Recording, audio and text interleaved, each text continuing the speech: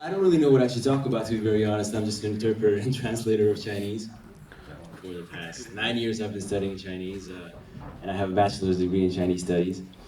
Um, well, I guess you all know that Mandarin Chinese is the official language in China, and they call it 普通话, which means the common language or something like that. And there are many other dialects in China which actually can be called languages, I think, because they are as different from another as, I don't know, maybe English from German or maybe even more than that.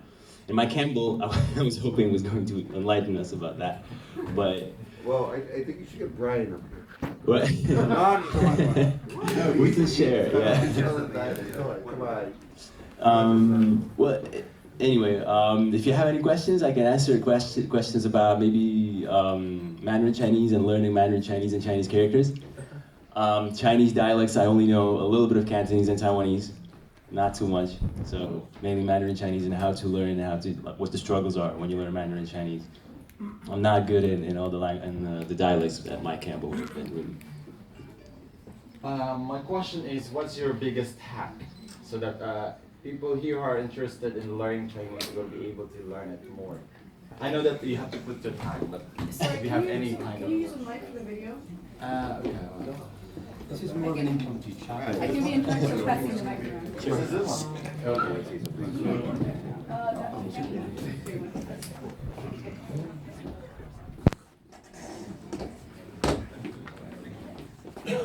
So my question is, I think most people here come. Just point it towards yourself, not towards the speaker. So my question is about your big. We want to learn Chinese as much as we can, but lots of people see that it's quite a hard language. So I know that we have to put a lot of time as well to learn basically any other language. But what is your biggest tip for hacking the language? You know, I've been learning it for almost 9 years, and only yesterday, I'm not sure if he's here, Sasha, only yesterday, for the first time in my entire Chinese learning life, I felt that I speak it well. After 8.5 years of studies. It's really a difficult language because all the other languages that I have learned, compared to Chinese, are really like dialects, really very distant dialects of one another. And you can get so much for free when you learn them, including entire sentence patterns, including idioms that you just directly translate almost word by word. Many Slovak idioms are exactly the same as they are in German, just using Slovak words and grammar because of the influence and so on. Biggest hack to learning Chinese?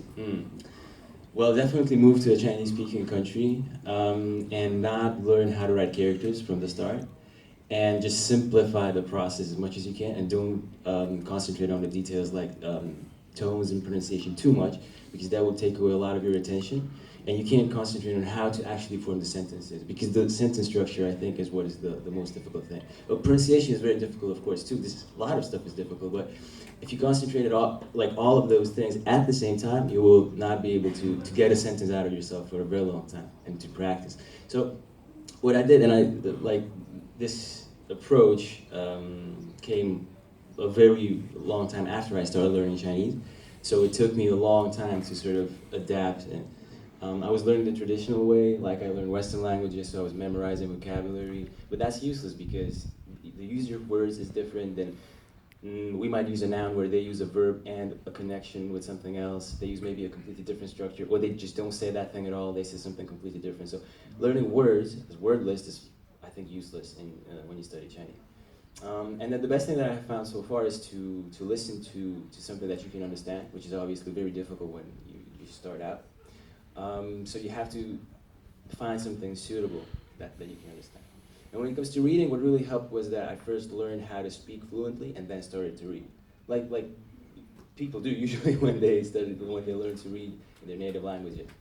Because it was much easier after that. Of course I knew how to read something, but not fluently, not like that. And then after I had spoken Chinese well, or I thought pretty well, I just picked up a comic book, and it was English.